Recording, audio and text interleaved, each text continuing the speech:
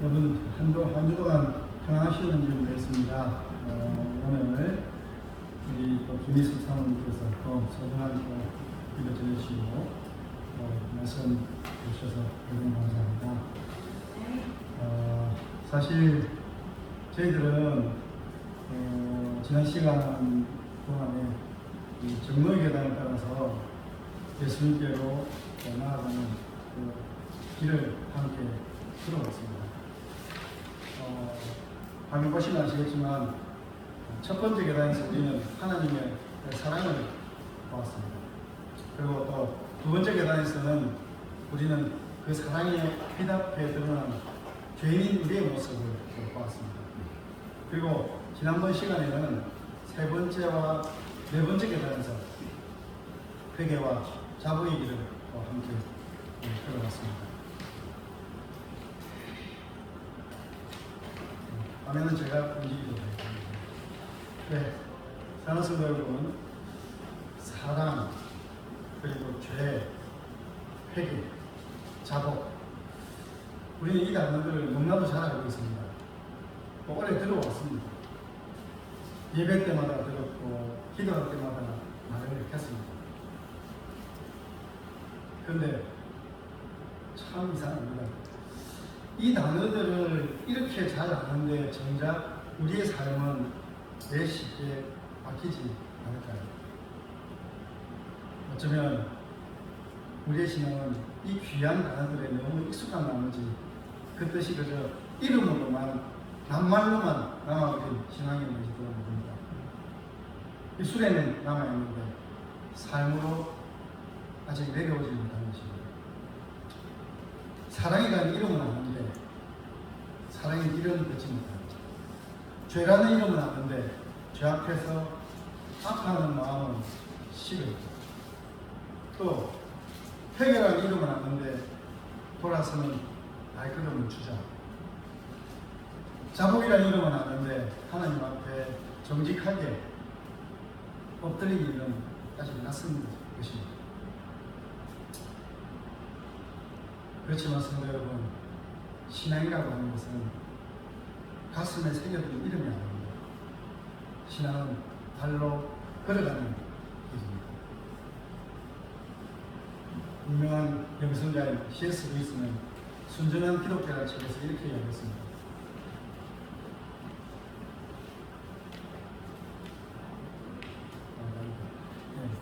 그리스도를 신뢰한다는 것은 그분이 말씀하시는 모든 것을 행하려고 노력하는 것입니다. 어떤 사람을 신뢰하면서도 그의 말을 따르지 않겠다는 것은 말이 되지 않습니다.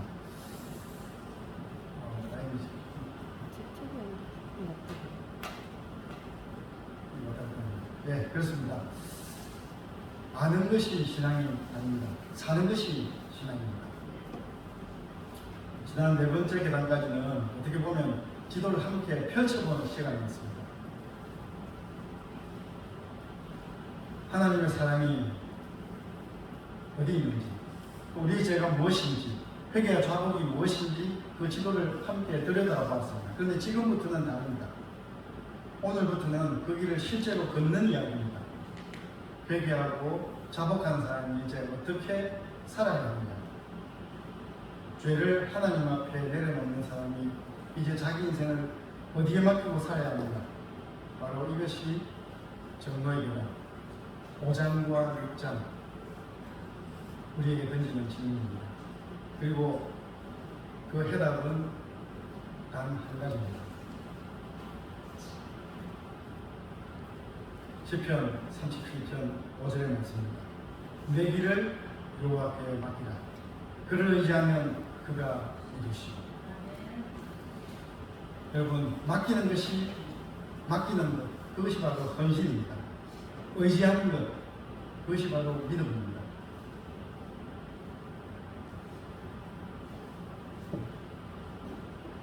그가 이루시는 것, 그것이 바로 받으십니다.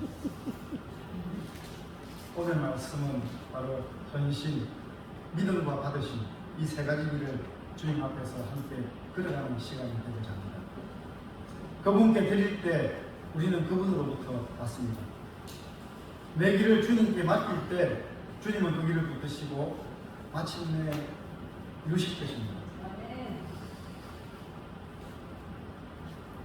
성도 여러분, 우리는 교회에서 헌신이라는 말을 자주 씁니다. 헌신 예배, 헌신 서약, 헌신된 삶, 참 익숙한 말입니다. 그런데 정작 그 말이 무엇을 뜻하는지는 깊이 생각하지 못한 채 그저 익숙하게 그냥 입에 올리고 있는 건 아닌지 모르겠습니다. 그래서 먼저 헌신이라는 이 단어의 뜻에 대해서 한번 좀 생각을 해보려고 합니다. 헌신, 한자로 드릴 헌자 몸신자입니다. 그러니까 결국 말 그대로 몸을 드린다는 뜻인데 마음만 드리는 것이 아니라 내 생각만 드리는 것이 아니라 내 존재 자체를 하나님께 드리는 것, 그것이 바로 헌신입니다.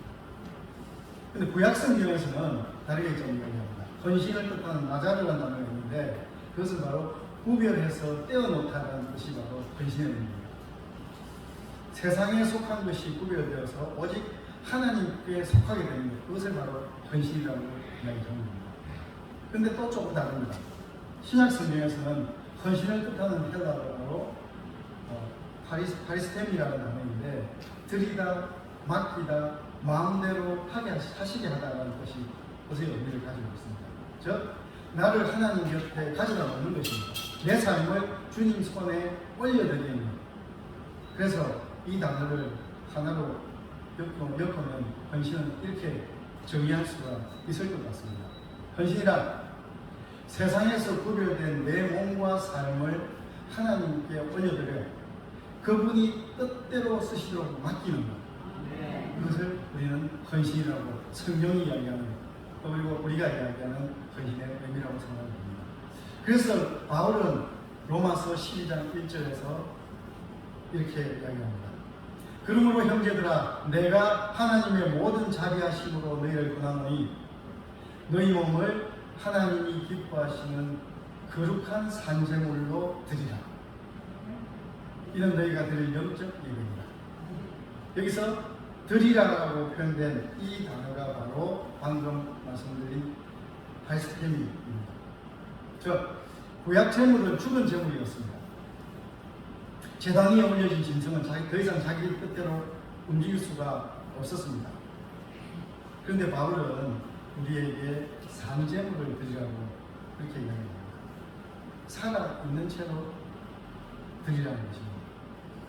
숨을 쉬면서 생각하면서 느끼면서 하루하루 살아가면서 그 모든 삶을 하나님께 올려드리는 것이죠. 이것이 바로 헌신의 참된 의미인 것입니다. 죽어서 드리는 것이 아니라 살아서 날마다 드리는 것입니다. 그런데 성도 여러분, 왜 헌신이 필요합니까? 우리의 현실을 한번 되돌아보시기 바랍니다. 우리는 스스로 우리 자신을 고칠 수가 없습니다. 우리 마음을 우리 힘으로 바꿀 수가 없습니다. 우리 안에 깊이 박힌 죄의 습관을 우리 힘으로는 뿌리 뽑을 수가 없습니다. 그러기에 우리에게는 전적인 변화가 필요한 것입니다. 우리의 겉모습만 조금 고치는 변화가 아니라 우리 속 사람 전체가 새로워지는 깊은 갱신이 필요합니다. 그리고 그 갱신은 우리가 우리 자신을 온전히 하나님께 드릴 때 비로소 시작이 됩니다. 그래서 전도계단은 이렇게 이야기합니다. 하나님께서 우리를 고쳐주시고 놓이게 하시기를 원하십니다. 그러나 그렇게 하면은 전적 변화, 곧 우리 온 성질의 갱신이 요구되는 거로 우리는 우리 자신을 어떻게 해요? 온전히 하나님께 바쳐야 합니다. 우리 자신을 온전히 바쳐야 합니다. 그러니까 헌신은 선택사항이 아닌 것입니다. 그리스도인의 삶이 새로워지는 출발점이 되어야 하는 것입니다. 그런데 우리는 이 헌신 앞에서 왜 그토록 머뭇거리는지 모르겠습니다. 잘 아시다시피 마태복음 19장에 예수님께서 한 부자 청년을 만나신 이야기가 나옵니다. 그는 계명도 지키고 정말 성실하게 살아온 사람이었습니다. 도덕적으로 흠이 없어 보이는 사람이었습니다. 그가 예수님께 묻습니다. 선생님, 내가 무슨 선한 일을 하여야 영생을 얻으리이까? 이 한마디만 들어봐도 그는 정말 진지하게 살아온 사람임에 분명합니다. 예수님은 분명히 그를 사랑하셨습니다. 그리고 예수님은 이렇게 말씀하셨습니다.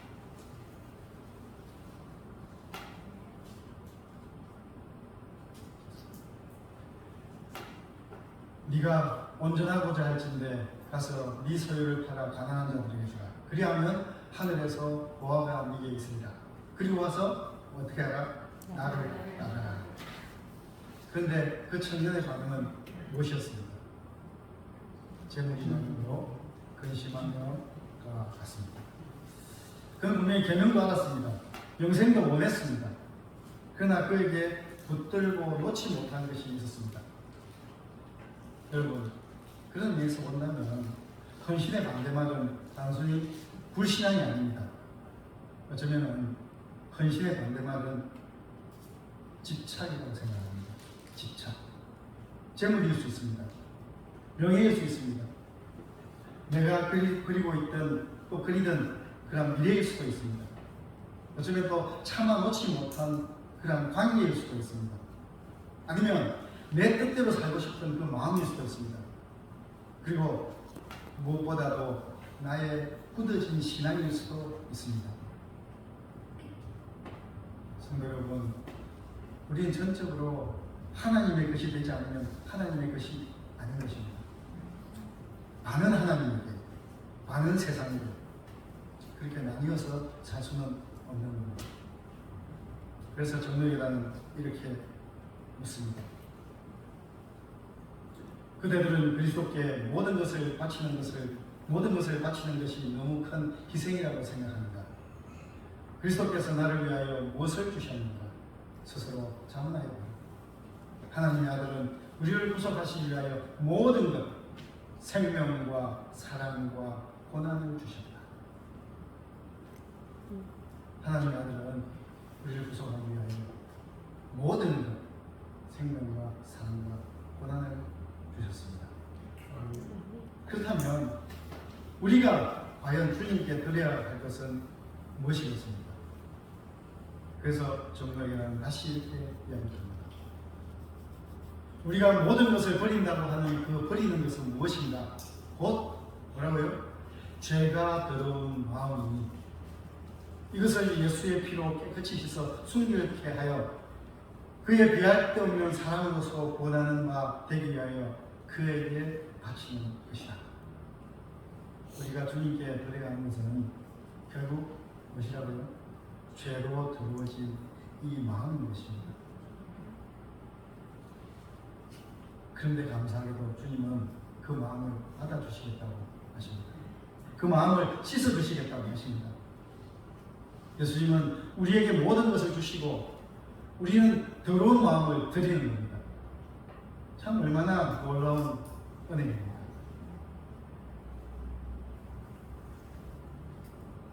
하나님은 우리에게서 무엇을 뺏으려고 하시는 분이 아닌 것입니다.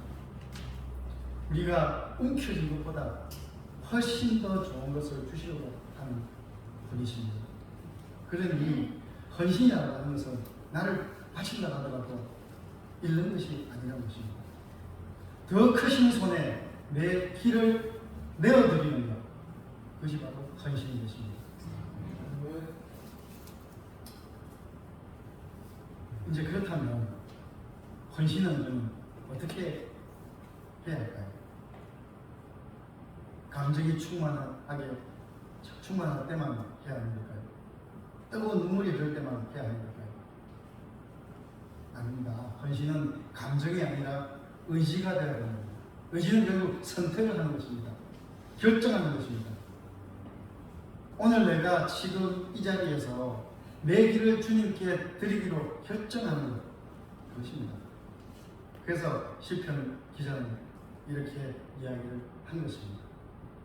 네 길을 여호와께 맡기라. 네 길을 여호와께 맡기라.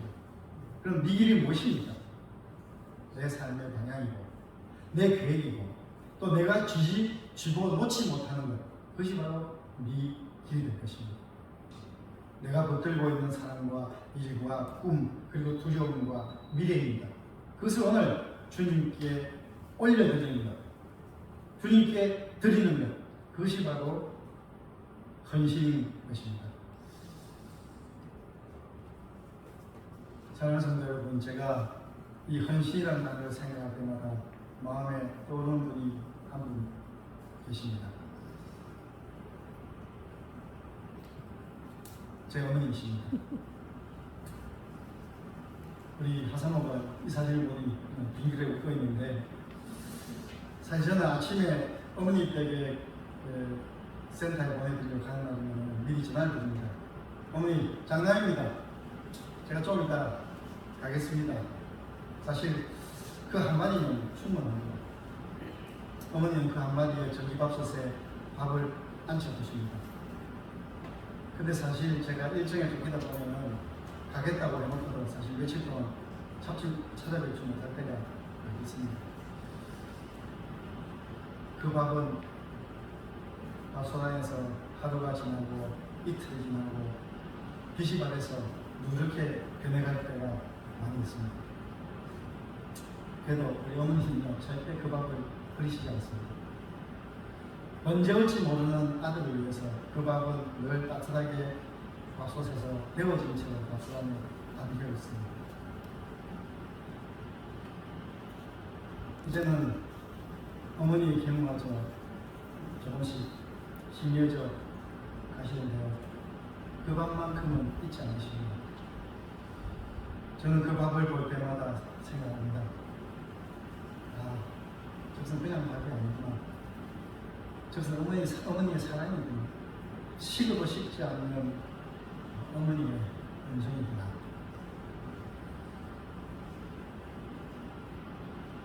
제가 어머니 댁을 났을 때가 되면 어머니는 언제나 저렇게 시장통 집 앞에서 이렇게 따라 나오십니다. 연로하신 그림으로 나오셔가지고 멀어져가는 제 모습을, 제 뒷모습을 많이 알아보십니다. 제가 보이지 않을 때까지 그 자리를 떠나지 않으십니다. 저는 압니다. 제 시야에서 사라진 뒤에도 어머니는 한참 더 저를 바라보면서 그 자리에 서 계시는 사실입니다. 성도 여러분, 어머니의 그 밥은 마음이 유독 뜨거운 날에만 지어진 것이 아니었습니다. 어머니의 그 배움은 기분이 좋은 날에만 있었던 것이 아닙니다. 비 오는 날에도, 몸이 편치 않으신 날에도, 서운한 일이 있으신 날에도 그 밥은 늘 지어졌고 그 배움은 늘 그 자리에 있었습니다.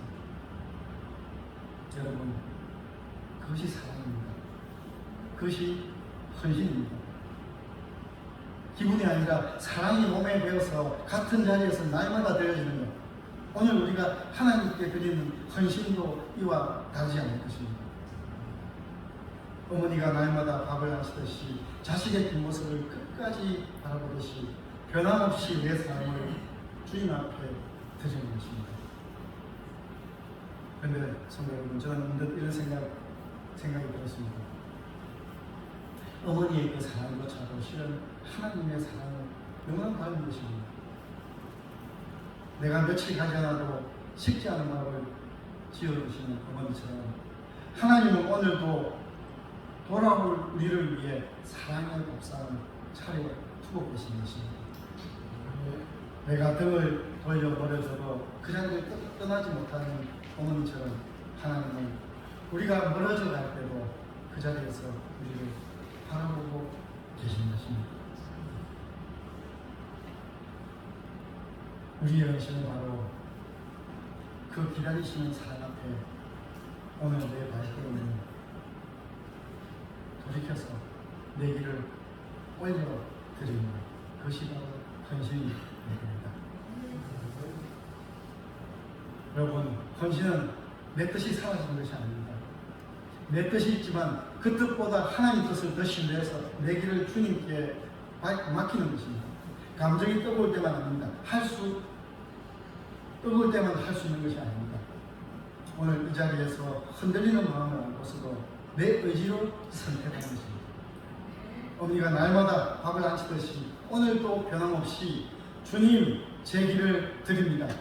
주님 제 길을 드립니다. 이 한 문장이 바로 헌신입니다. 성도 여러분, 지금까지 우리는 헌신이란 내 길을 주님께 맡기는 것이라는 이야기를 나눴습니다. 그런데 이제 문제는 맡긴 다음이 문제입니다. 맡겼다고 해서 과연 삶이 달라질까요? 근데 맡겼는데도 여전히 두렵습니다. 맡겼는데도 상황은 여전히 그대로입니다. 맡겼는데도 내 안에서 뭔가 달라졌다는 느낌이 오지 않습니다. 그럴 때 우리는 이렇게 생각합니다. 과연 내가 제대로 드린 게 맞나? 하나님 정말 받으셨을까? 근데 내가 느끼지 못하면 아직 안 된 게 아닌가? 이런 불안감, 불신이 들 때 바로 그 자리에서 우리가 필요한 것이 바로 믿음입니다. 근데 믿음을 말씀드리지만 저는 먼저 한 장소로 여러분들을 안내해 드리겠습니다. 요한복음 5장에 베데스다라는 연못이 나옵니다. 베데스다, 이것은 히브리어로 자비의 집이라는 뜻입니다. 자비의 집. 그런데 그 이름과 달리 그곳은 자비가 메말라버린 자비가 되어버린 것 같습니다. 한번 눈을 감고 여러분들 그 장소를 한번 그려보시기 바랍니다. 예루살렘 양문 곁입니다. 그 연못 둘레로 앞을 보지 못하는 이들이 앉아 있습니다. 다리를 쓰지 못하는 이들이 누워 있습니다. 혈기 마른 자들이 웅크리고 있습니다. 대학 그날에 그늘 한 점 없이 신음 소리, 울음 소리, 고통 냄새가 가득한 그 자리. 그 자리가 바로 베데스다, 자비의 집입니다. 그런데 그들이 모여 있는 이유는 단 하나였습니다. 천사가 가끔 모세들과 물을 움직이게 하는데 움직임 위에 먼저 들어가는 자는 어떤 병에 걸렸든지 낫게 된다 라는 그런 속설을 붙들고 그들은 오늘도 그 자리에 누워 있었습니다. 그런데 성도 여러분, 한번 생각해 보십시오. 물이 움직일 때 먼저 들어가야 낫는다고 한다면 이 사람도 병들고 저 사람도 병들고 나도 병든 사람인데 도대체 누가 먼저 들어갈 수 있겠습니까? 결국 밀치고 들어가야 합니다. 남을 짓밟아야 합니다. 즉 자비의 집이 가장 자비 없는 경쟁의 장소가 되어버립니다. 은혜가 있어야 그 자리에 가장 약한 자가 가장 먼저 밀려나는 것입니다. 그 연못가에 무려 38년을 누워있던 한 사람이 있습니다. 38년입니다. 사실 그 당시 보면 서른을 넘기조차 쉽지 않은 시대에 38년을 살았다는 것만으로도 긴 세월이었습니다. 그러나 저는 그 긴 세월을 단 한 번도, 그러나 그는 그 긴 세월을 단 한 번도 잊어서지 못한 채 누워서 흘려보내야 했습니다. 청년의 때가 그렇게 지나갔습니다. 희망의 때가 그렇게 저물고 말았습니다. 이제 그의 마음에 남은 것은 원망과 체념뿐이었습니다. 그때 예수님께서 예루살렘에 오셨습니다. 당시는 명절 분위기로 덜 떴습니다. 그래서 모든 무리들이 성전으로 향해 몰려가던 그 시간에 주님은 그 발걸음을 베데스다 연못가로 향했습니다. 화려한 성전이 아니라 사람들이 모이던 축제 자리가 아니었습니다. 주님은 가장 냄새나고 가장 잊혀져 버린 자리에 먼저 가셨던 것입니다. 그리고 그 병자를 보셨습니다. 그리고 예수님께서는 그 병이 벌써 오래된 줄 아셨습니다. 그래서 따스한 음성으로 이렇게 얘기한 것입니다. 네가 낫고자 하느냐? 그 병자에 대한 대답은 무엇이었습니까? 주여, 물이 움직일 때 나를 못에 넣어주는 사람이 없어서 내가 가는 동안에 다른 사람이 먼저 내려가나이다. 사실 이것은 대답이 아니라 원망이었고 항변이었습니다. 38년 동안 쌓이고 쌓인 고통의 겉백이었던 것입니다. 그런데 예수님은 그를 책망하지 않으셨습니다. 예수님은 이렇게 말씀하셨습니다. 일어나 네 자리를 들고 걸어가라. 일어나 네 자리를 들고 가라. 그런데 성도 여러분, 우리가 여기서 놓치지 말아야 할 것이 있습니다. 이 병자는 어떻게 일어났습니까? 낫는 경험이, 낫는 느낌이 먼저 왔습니까? 아니면 몸에 힘이 먼저 솟았습니까? 아닙니다. 정로의 계단은 이 장면을 이렇게 상세하게 설명합니다.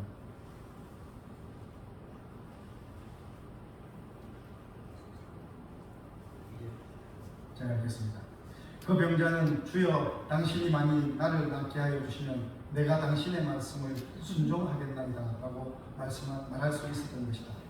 그러나 그러지 아니하고 그는 그리스도의 말씀을 믿었으니 곧 나온 줄로 인정하고 즉시 힘을 써서 그러려고 하였으니 그렇게 되었다.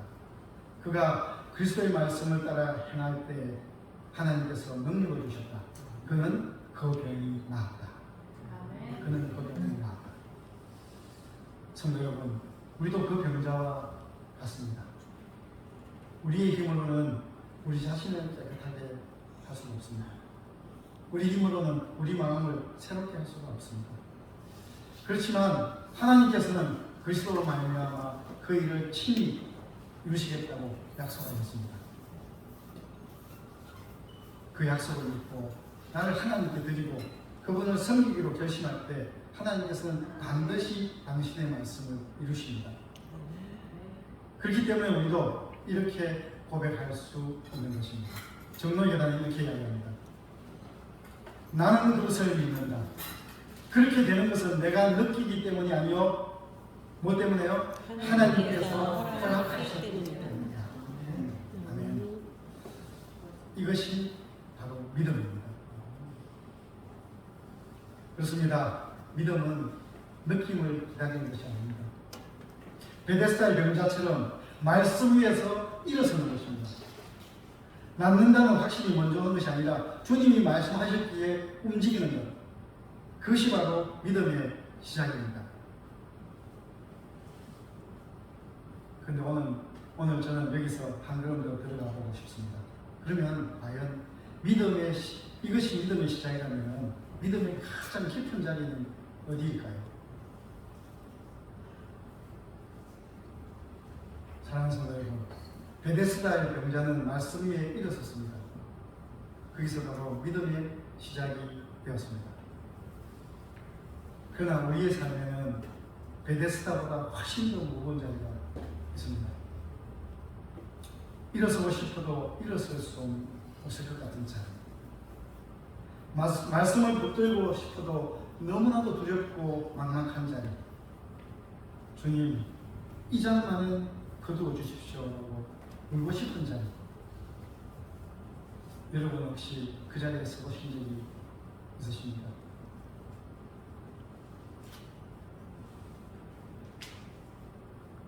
예루살렘 성곽 감람산 기슭의 한 동산에서 그날 밤 예수님은 그곳에 엎드려셨습니다.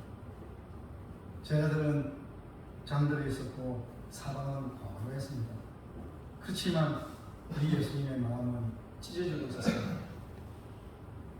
베드로와 새벽에 도와들 데리고 가실 때 고민하고 슬퍼하사 이에 말씀하실 때 내 마음이 매우 고민하여 죽게 되었습니다. 너희는 우리 몸으로 함께 깨어있어야 하시고 내 마음이 매우 고민하여 죽게 되었다. 성도 여러분, 이 말씀 예수님은 고통을 모른 척하지 않으셨다는 사실입니다. 우리는 혹자는 그렇게 이야기합니다. 하나님의 아들이시니까 두렵지 않으시겠지. 그런 게 아닙니다. 예수님은 완벽한 인간의 몸을 입으셨습니다. 그리고 그 몸으로 죽음의 무게 앞에 서셨습니다. 그날 밤 예수님은 아버지께 간절하게 기도했습니다.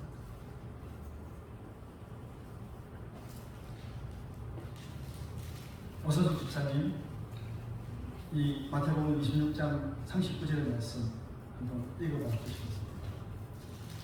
마태복음 26장 39절의 말씀입니다. 제 노트북하고 버전이 흘러가지고 참 깨집니다. 9절 26장 39절 조금 나아가사 얼굴을 땅에 드시고 엎드려 기도하여 가라사대 내 아버지여 말을 할만하시거든 이 잔을 내게서 지나가게 하옵소서. 그러나 나의 원대로 마옵시고 아버지의 원대로 하옵소서. 우리는 모두 이렇게 예수님의 기도를 읽습니다. 여러분, 이 기도의 앞부분을 보시기 바랍니다. 내 아버지여 만일 할만하시거든 이 잔을 내게서 지나가게 하옵소서. 이것은 예수님께서 믿음이 없어서 하신 말씀이 아닙니다.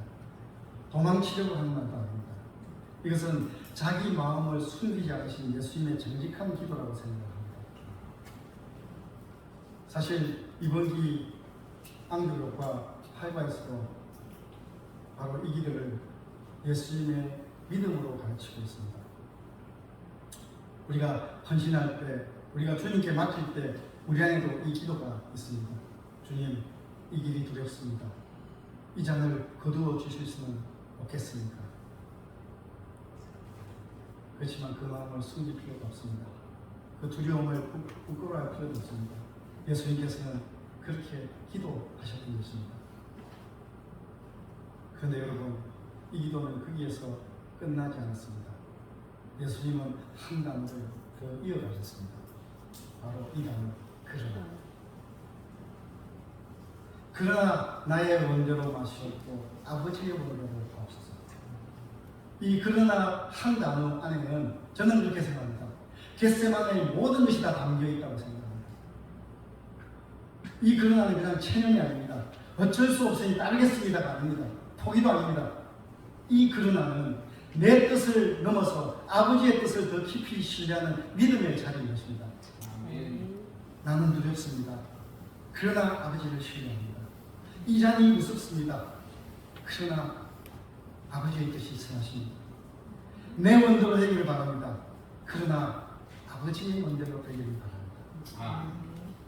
예수님께서는 이 그러나 한 단어를 내어드리려고 예수님의 땀이 핏방울같이 땅에 떨어졌다고 성경은 이야기합니다. 내 뜻을 내려놓고 아버지의 뜻을 받아들이는 와거나 평온한 일이 아니었습니다. 피를 쏟아내는 듯한 치열한 싸움이었던 것입니다. 사랑하는 성도 여러분, 과연 예수님께서는 그 그러나를 쉽게 입에 올리셨을까요? 아니요. 이 그러나는 그 앞에 있는 단어들 그 사이에 엄청난 어두운 틈을 지나서 깊은 고통과 무거운 침묵의 긴 시간이 있었을 거라고 저는 생각합니다. 이것이 바로 믿음에서 우러난 헌신인 것입니다. 자기 마음을 숨기는 것이 아니라 그 마음까지도 아버지께 드리는 것입니다. 그런데 이 순간을 누가복음은 이렇게 전합니다. 아버지여, 만일 아버지의 뜻이거든 이 잔을 내게서 옮기시옵소서.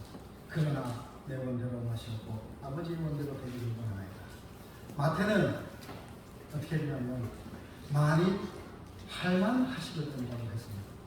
그런데 이것은 뭐냐면 하실 수 있습니까를 묻는 아버지를 생각하는 아들의 기도였습니다. 그런데 누가의 기도는 조금 더 깊어집니다. 아버지의 뜻이거든. 하실 수 있습니까를 원하십니까? 로 바꾸고 있는 것입니다. 하나님이 하실 수 있는가를 묻는 믿음에서 하나님이 원하시는 길이라면 그 길을 걷겠다는 믿음으로 그렇게 예수님의 믿음은 이렇게 깊어져가고 있는 것입니다. 그래서 마태와 누가의 그러나는 헬라어 플레이라고 나눴습니다. 모든 강구를 내려놓고 다만 아버지의 뜻대로 맡기는 그런 단어입니다. 다만 아버지의 뜻대로. 근데 성도 여러분, 마가복음은 그 그러나를 다른 단말로 쓰고 있습니다. 헬라어로 알라라는 단어를 쓰고 있습니다. 이것은 뭐냐면 아닙니다는 단호한, 도리어 아버지께로 돌아서는 그 단호한 그러나입니다. 그러나가 아니라 아닙니다. 아빠 아버지여, 아버지께는 모든 것이 가능하오니 이 잔을 내게서 옮기시옵소서. 아닙니다. 나의 원대로 마시옵고 아버지의 원대로 하시옵소서. 그런데 예수님은 이 기도를 아빠 아버지요 라고 시작하셨습니다. 아빠, 어린아이가 아버지를 부르는 말입니다. 세상에서 가장 친밀하고 가장 깊이 신뢰하는 부름입니다. 그 친밀한 게 그 사랑 위에서 이 그러나라는 단어가 나온 것입니다. 아버지를 신뢰하고 사랑했기에 내 뜻을 내려놓을 수가 있었습니다. 그렇습니다. 사랑입니다. 아버지의 사랑입니다. 그 깊은 사랑을 아셨기에 예수님은 그 길이 두려워도 걸으실 수가 있었던 것입니다. 성도 여러분, 예수님의 그러나 안에는 내려놓는 맡김과 돌이키는 그런 결단이 함께 담겨 있습니다. 바로 여기가 우리가 지금 현재 묵상하고 있는 정로이라는 말하는 헌신과 믿음과 받으심이 하나로 이어지는 자리인 것입니다. 헌신은 내 뜻을 하나님께 드리는 것입니다. 믿음은 아버지의 뜻을 신뢰하는 것입니다. 받으심은 그 뜻 안에 나를 맡길 때 아버지께서 결코 나를 버리지 않으신다는 그 은혜를 받아들이는 것입니다. 성도 여러분, 베데스다의 병자에게도 그러나가 있었습니다. 38년을 누워 있었습니다. 도와줄 사람이 없었습니다. 낫는다는 느낌도 없었습니다. 그러나 그는 말씀 위에 섰습니다. 겟세마네 예수님께도 그러나가 있었습니다. 이 잔이 두려웠습니다. 마음이 고민하여 죽을 것 같았습니다. 그러나 아버지의 원대로 되기를 원하셨습니다. 그래서 지금 이 자리에 앉아있는 우리에게도 그러나가 필요합니다. 내 삶에 내 삶이 내 뜻대로 되지 않습니다. 맡겼는데도 마음이 잠깐 흔들립니다. 믿고 싶은데도 여전히 두렵습니다. 그러나 아버지를 신뢰합니다. 그러나 아버지의 원대로 되기를 원합니다. 이 그러나 한 단어가 우리 입에서 나올 때 하나님은 그 기도를 절대 외면하지 않으실 겁니다. 정로이라는 이렇게 이야기를 합니다.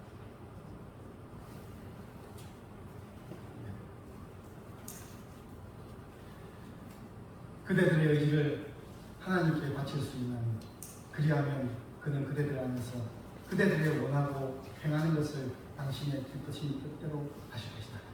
그대들의 의지를 하나님께 바칠 수 있다고 이야기합니다. 내가 나를 고치는 것이 아닙니다. 내가 내 믿음을 스스로 만들어내는 것도 아닙니다. 내 의지를 하나님께 드릴 때 하나님께서 내 안에서 일하시는 것입니다. 겟세마네 예수님처럼 그러나 아버지의 원대로라고 고백할 때 하나님은 그 고백을 붙드시고 그 안에서 일하십니다. 성도 여러분, 그런데 우리는 한 가지를 더 보고자 합니다. 예수님의 그 그러나는 무엇에서 나왔습니까? 두려움을 이긴 굳센 의지였습니다. 아닙니다. 사랑이었습니다. 아버지를 향한 사랑, 그리고 우리를 향한 사랑이었습니다. 이 기도가 예수의 믿음이라면 그 믿음의 깊은 뿌리에는 사랑이 있었던 것입니다. 예수님은 우리를 사랑하셨기에 그 잔을 받으셨습니다. 이제 그 사랑이 우리의 믿음이 됩니다. 내 힘으로 억지로 짜내는 믿음이 아니라 그 사랑에 붙들려 주님께 드리는 그러한 믿음입니다. 그런데 성도 여러분, 사랑은 한 곳에 보이지 않습니다. 받은 사랑은 반드시 흘러가야 합니다. 어머니께서 자식을 기다리며 밥솥에 온기를 지켜두셨듯이 우리가 받은 그 사랑도 내 곁의 사람에게로 내 삶의 자리로 따뜻하게 흘러가야만 하는 것입니다.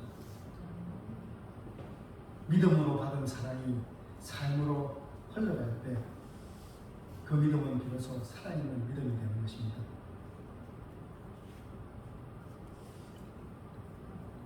이것은 나침반입니다.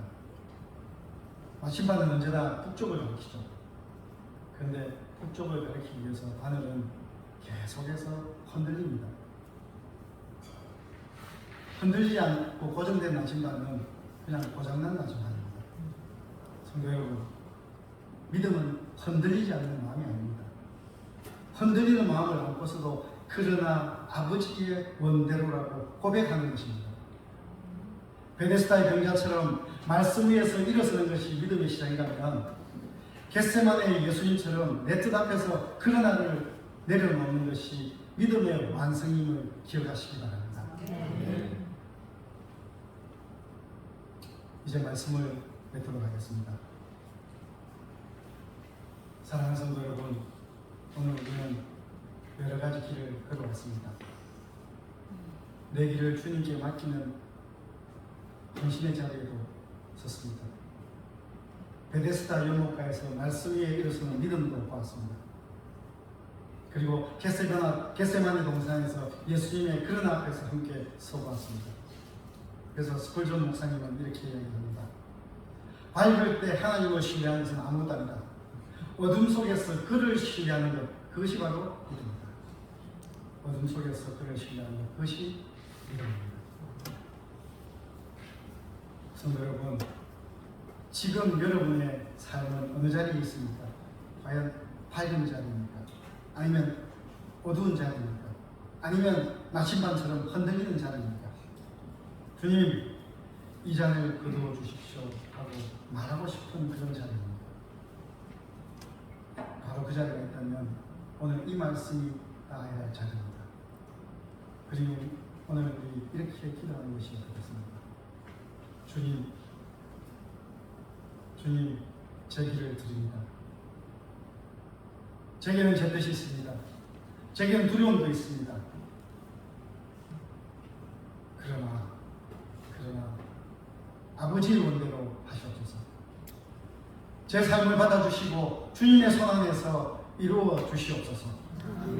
그래서 성경은 다시 이렇게 이야기합니다. 내 길을 여호와께 맡기라. 그를 의지하면 그가 이루시리라.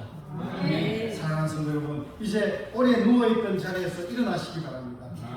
자리를 들고 걸어가시기 바랍니다. 그리고 맡기시기 바랍니다. 우리 주님께서 그 길을 붙드실 것입니다. 우리의 주님께서 그 삶을 받아주실 것입니다.